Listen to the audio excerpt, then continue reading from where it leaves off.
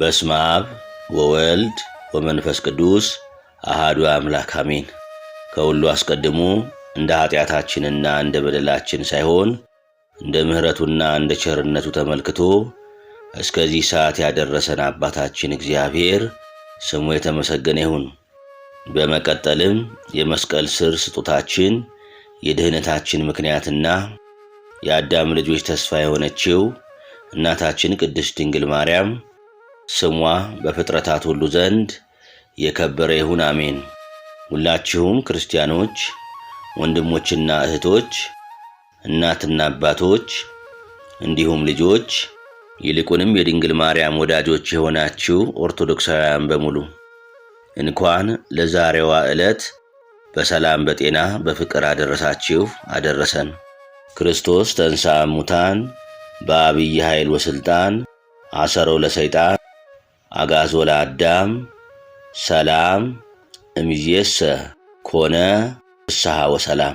የቅዱስ አባታችን የአቡነ አረጋዊ እንደዚሁም በዛሬዋ ዕለት የሚታሰቡት የአባ መክሲሞስ፣ የቅዱስ ገብረ ክርስቶስ መርዓዊ፣ የቅዱስ ፊልጶስ ሐዋርያ፣ የቅዱስ ሙሴ የእግዚአብሔር ሰው፣ የአባ ስምዖን ገዳማዊ፣ የአባ ዮሐንስ ጻድቅና የቅድስት ነሳሂት እንዲሁም የሁሉም ቅዱሳን ጸሎትና ምልጃ ይህንን መልእክት በሃይማኖት ከምትከታተሉ ከሁላችሁ ጋር ይሁን አሜን። የዛሬው ቃለ እግዚአብሔርና ምስጋና አምላካችን እንደፈቀደልን መጠን ለበረከት ይሆን ዘንድ እንደሚከተለው እናደርሳለን። ምስጢሩን ጥበቡንና አስተዋይ ልቦናን ሲሰጥ የማይሰስት ሰጥቶም የማይጨርሰው ልዑል እግዚአብሔር ለሁላችንም ያድለን። ሰላም እግዚአብሔር ከሁላችን ጋር ይሁን አሜን። የአቡነ አረጋዊ የገድል መጽሐፍ በሚያዝያ ወር የሚነበብ ትናንት ሳይኖርበት ቀዳማዊ፣ ዛሬ የሌለበት ማዕከላዊ፣ ነገ የማይኖርበት ዳህራዊ፣ ባዕድ የማይሰጠው ክቡር፣ ሊያዙት የማይቻል ፈጣሪ፣ የማይሾሙት ንጉሥ፣ የማይነቅፉት ጌታ፣ የማይገዳደሩት አምላክ፣ ሊሰጡት የማይፈልግ ባለጸጋ ስም አምነን እርሱ ሁሉን ቢወስን እንጂ የሚወስነው የሌለ፣ ሁኔታው ምን እንደሆነ ማንም ሊያውቀው የማይቻለው፣ እርሱ ሁሉን ቢወስን እንጂ የሚወስነው የሌለ፣ ሁኔታው ምን እንደሆነ ማንም ሊያውቅ የማይቻለው፣ በቅድምና የነበረ ብርሃን የሚተካከለው የሌለ፣ እርሱ ያያል እርሱን ግን ማንም ሊያየው የማይችል፣ የአማልክቶች አምላክ የገዢዎችም ገዢ የሚሆን፣ ከመቼ ጀምሮ ያለ እስከ መቼ ይኖራል በማይባል አንድ አምላክ በሚሆን በአብ በወልድ በመንፈስ ቅዱስ ስም አምነን ሚያዝያ 14 ቀን የሚነበብ የሚጸለይ የብፁዕ ወቅዱስ የክቡር አባታችን የአቡነ አረጋዊን ትሩፋተ ገድል በእግዚአብሔር ቸርነት እንናገራለን። የክቡር አባታችን የአቡነ አረጋዊ ጸሎቱና በረከቱ በሁላችን ሕዝበ ክርስቲያን ጋር ይኑር ለዘላለሙ አሜን። አንደኛ ምዕራፍ። ንጉሡ አፄ ገብረ መስቀል ከተራራው ላይ በሚወርድበት ጊዜ አባታችን አቡነ አረጋዊን ይህን የተራራውን መውጫ መሰላል ወይም ደረጃ ላፍርሰው ወይስ ልተወው አለው። አባታችን አቡነ አረጋዊም እሱንስ ናደው ወይም አፍርሰው እንጂ አትተወው፣ ነገር ግን ስለ ዘንዶ ጅራት ፈንታ ሰዎች ይወጡበት ዘንድ ገመድ አብጅ፣ ለልጅ ልጅ መታሰቢያ እንዲሆንና ይህን ድንቅ ሥራ እያየ በፍጥረት ሁሉ አንደበት እግዚአብሔር ይመሰገን ዘንድ አለው። ንጉሡም ከተራራው ከወረደ በኋላ ያንን የተራራ መውጫ ደረጃ ወይም መሰላል ክቡር አባታችን አቡነ አረጋዊ እንዳዘዘው አፈረሰው። ስለዚህም ደብረ ዳህምሞ ተብሎ ተሰየመ። ከዚያም ንጉሡ አፄ ገብረ መስቀል ወደ ቤተ መንግሥቱ ተመለሰ። ሁለተኛ ምዕራፍ። የክቡር አባታችን የአቡነ አረጋዊን የጽድቁንና የትሩፋቱን ዜና የሰሙ ሁሉ የመላእክትን አስኬማ ያቀዳጃቸው ወይም ያመነኩሳቸው ዘንድ ብዙ ሰዎች ከምስራቅ አገር መጡ። ቤት ንብረታቸውን፣ ሚስቶቻቸውን ጥለው የመጡ አሉ። ሹመታቸውን፣ ክብራቸውን፣ ብልጽግናቸውን ትተው የመጡ አሉ። ጋብቻቸውን ወይም ሙሽርነታቸውን ንቀው ተምረው ለመመንኮስ የመጡ ወጣቶች አሉ። እርሱም በቅድሚያ ሃይማኖታቸውን ጠብቀው በንጽሕና ይኖሩ ዘንድ ሥርዓተ ምንኩስናን አስተማራቸው። በሚገባውም ሁሉ ብዙ ፈተና አደረገላቸው። ከዚያም የምንኩስና ልብስ አልብሶ አስኬማ መላእክትን አቀዳጃቸው። ከተራራው ስር የምትመነጭ በተራራው ግርጌ አንዲት ወንዝ ወይም ምንጭ አለች። ለመመንኮስ የወደደውን ሁሉ ወደዚያች ውሃ ወስደው ያጥቡታል። ከዚያም ወደ ተራራው ያወጡትና ያመነኩሱታል። ያችም ወንዝ ወይም ውሃ ማየ ምርቃይ ወይም መጠመቂያ ትባላለች። እስከ ዛሬም ድረስ በዚህ ስም እየተጠራቻለች። የብፁዕ ወቅዱስ አባታችን ዘሚካኤል በአሁኑ ጊዜ አረጋዊ የተባለ የምስክርነቱ ወይም የትሩፋቱ ነገር ሁሉ እስከ ዓለም ዳርቻ ደረሰ። ብዙ ሰዎችም ከምስራቅ፣ ከምዕራብ፣ ከሰሜን፣ ከደቡብ ዕለት በዕለት እየመጡ መነኮሳት በዙ፣ ፈጽመውም በረከቱ። እርሱም እንደ ልማዱ ሌሊትም ቀንም እንደ መላእክት ትጋትን፣ ስግደትን፣ ጾም ጸሎትን በፍጹም ትሕትናና ፍቅር ያስተምራቸው ነበር። እነርሱም ቃሉን የሚሰሙ ትምህርቱን የሚቀበሉ በጠቅላላውም የእርሱን አሰረ ፍኖት የሚከተሉ ሆኑ። ከእነርሱም ጽሕፈት የሚያውቁ፣ የድንኳን ስፌት የሚችሉ፣ ልዩ ልዩ ተግባረ ዕድና ጥበብ ወይም የተለያዩ ሥራዎችን መሥራትን የሚችሉ፣ ለቤተ ማኅበሩም የሚላላኩ ነበሩ። ክቡር ብፁዕና ቅዱስ የሚሆን የእግዚአብሔር አገልጋይ ታላቁ አባታችን አቡነ አረጋዊም ዕለት በዕለት ወደ እርሱ የሚመጣውን የሰው ብዛትና በዚያም የሕዝቡን መጨናነቅ በተመለከተ ጊዜ አቤቱ ፈጣሪዬ ይህንስ አታድርግ፣ እኔ ከሀገሬ ወጥቼ ወደዚህ የመጣሁት በእንግድነትና በስደተኝነት በብቸኝነትና በጸጥታ ለመኖር ወድጄ ነው። ነገር ግን በእኔ ዘንድ የሕዝብ መከማቸት በብቸኝነት ለመኖር አላስቻለኝምና አለ። ከዚህ በኋላ አረጋዊ ሆይ ስለዚህ ነገር አታንጎራጉር። እንደ ሐዋርያት አለቃ እንደ ጴጥሮስ ዕውሮችን የምትመራ ለብዙ መነኮሳት አባት ትሆን ዘንድ ወደዚህ ተጠርተሃልና የሚል ቃል ከሰማይ መጣ። በዚያን ጊዜም ፈጽሞ ዝም አለ። ፈሪሃ እግዚአብሔርም አደረበት፣ ከልቡናውም ታቀበ። ትርምትንም ወይም ጾምን ብቻ መከታተል ሳይሆን በሰማያት የምትጠበቀውን ከፍተኛ ክብር ተስፋ እያደረጉ ራስን ንጹሕ አድርጎ ግዕዘ ባሕርይን ወይም ጠባይን በእግዚአብሔር ሕግ ማጽናት እንጂ ነው ተብሎ እንደተጻፈ የክርስቶስ ድንቅ ሥራዎችን ፈጽሞ አስቧልና። ከዚያም ከነሱ እያንዳንዱ የሰማ ሁሉ ትሕትናን፣ የዋሃትን፣ ሃይማኖትን ገንዘብ ያደርግ ዘንድ መጻሕፍትንም እያነበበ ይተረጉምላቸው ጀመር። ጌታችን በወንጌል ከኔ ተማሩ እኔ የዋህ ነኝ ልቤም ትሑት ነው ሲል ተናግሯልና። ይህንንም ለብዙ ዘመን ቀድሞ ከእርሱ ጋር ከነበሩ አባቶች ተምረናልና። ከደቀ መዛሙርቶቹ ከዮሴፍና ከማትያስ የሰማነውን ሁሉ ለመናገር አንችልም፣ ነገር ግን በችሎታችን መጠን እንናገራለን እንጂ። አራተኛ ምዕራፍ። ዳግመኛም ሌሎች ደናግል ስለ ክርስቶስ ፍቅር መነኩሴ ሆነው በድንግልና መኖርን ወደው ሥጋዊ ጋብቻን ንቀው እጮኛዎቻቸውን እየተዉ ወደ እርሱ መጡ። ስሙ ጴጥሮስ የተባለ መልካም ደገኛ ሽማግሌ እርሱ ያስተምራቸውና የምንኩስናም ልብስ ያለብሳቸው ዘንድ ወደ እነርሱ ላከ። ከዚያም አመነኩሳቸውና በመነኩሴ ሥርዓት ትጠብቃቸው ዘንድ ለአባታችን ለአቡነ አረጋዊ እናት ለቅድስትና አስረከባቸው።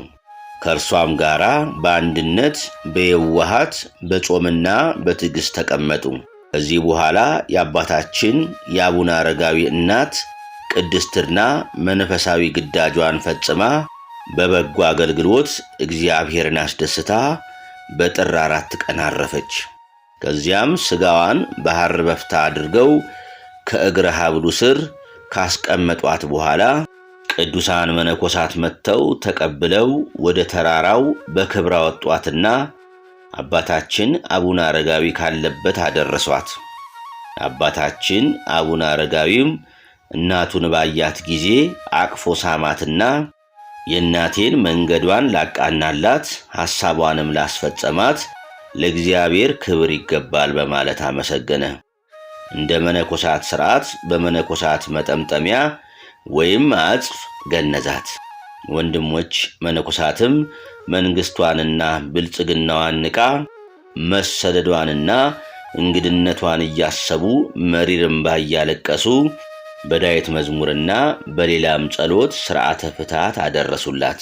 ለመቀበሪያዋ ይሆን ዘንድ አባታችን አቡነ አረጋዊ ባሰራላት አዲስ መቃብር ቀበሯት።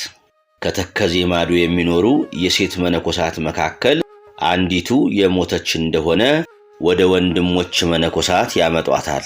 እነርሱም ተቀብለው በእነርሱ ዘንድ በሚገኘው የመቃብር ቦታ ይቀብሯት ዘንድ በአባታችን በአባ ጳኩሚስ ገዳም ሕግና ሥርዓት አለና። የአባታችን የአቡነ አረጋዊ እናቱ የቅድስትና ጸሎቷና በረከቷ ከሁላችንም ሕዝበ ክርስቲያን ጋር ለዘላለሙ ይኑር አሜን። ተአምረ አቡነ አረጋዊ። ጥንት ወይም ቅድምና የሌለበት ቀዳማዊ፣ ተድኅሮ ወይም ፍጻሜ የሌለበት ዳህራዊ፣ ቅድመ ዓለም ያለ እናት ወልድን የወለደው በሕያው እግዚአብሔር አብ ስም እናምናለን። ቀዳማዊነቱ የማይመረመር ቀዳማዊ፣ ዳህራዊነቱ ወሰን ወይም ፍጻሜ የሌለው ዳህራዊ፣ ድኅረ ዓለም ያለ እናት ከእመቤታችን ከድንግል ማርያም በሥጋ የተወለደ በእግዚአብሔር ወልድ ስም እናምናለን። ለቀዳማዊነቱ ቅድምና የሌለበት ቀዳማዊ፣ ለዳህራዊነቱ ተድኅሮ የሌለበት ዘለዓለማዊ፣ ከአብ ከወልድ ጋር ዓለምን በአንዲት ቃል የፈጠረ በጽርሐ ጽዮን በሐዋርያት ላይ ከመውረዱ በፊት በነቢያት አድሮ ትንቢትን ያናገረ በእግዚአብሔር መንፈስ ቅዱስ ስም እናምናለን። እነሆ ሥላሴ በአካላት ሦስት ሲሆኑ በመለኮት አንድ ናቸው። ከዘመን ብዛት የተነሣ እርግና አያገኛቸውም።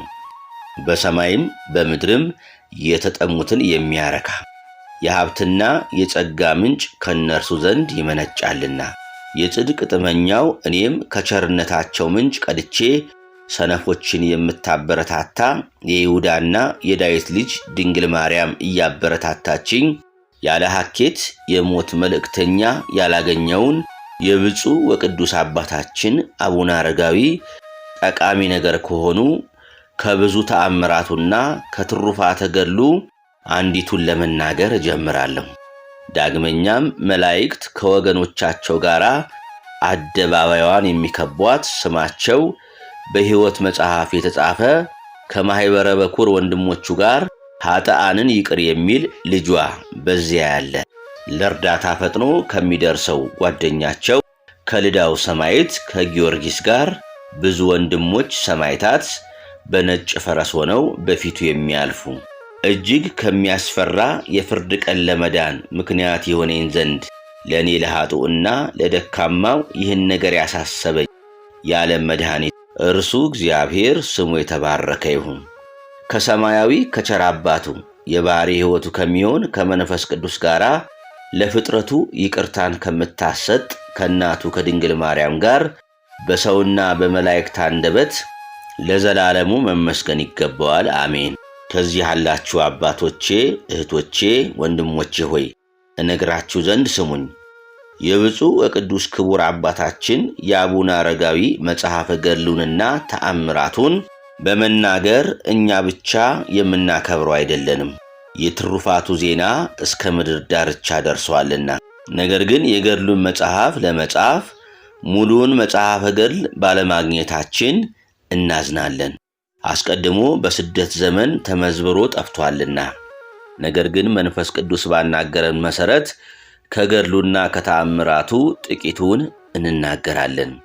ወንድሞቼ ሆይ ከሰማዕያን ወገን ክቡር አባታችን አረጋዊን በየገዳማቱና በየአድባራቱ ሁሉ ዛሬ ልታመሰግኑት ትወዳላችሁን የሚል ቢኖር እኔ ወንድሜ ሆይ መመስገን የሚገባውን ማመስገን ነውር ይሆናልን? ስንኳንስ ክብር የተሰጣቸው ጻድቃን ይቅርና ማንኛውም ግለሰብ በተሰጠው ክብር መጠን መመስገን ይገባዋል ብዬ እመልስለታለሁ።